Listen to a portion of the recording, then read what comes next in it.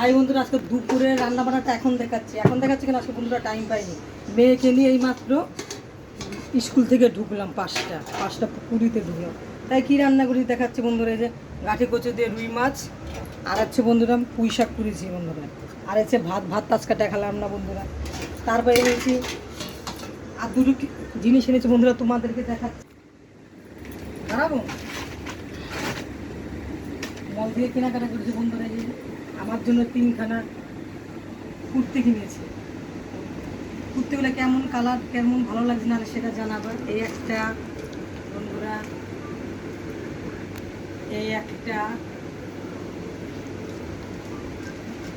এই একটা। এখনো বন্ধুরা খাওয়া দাওয়া করতে পারিনি, মেয়ে 5:30 বাজে, এখন পুজো দেব।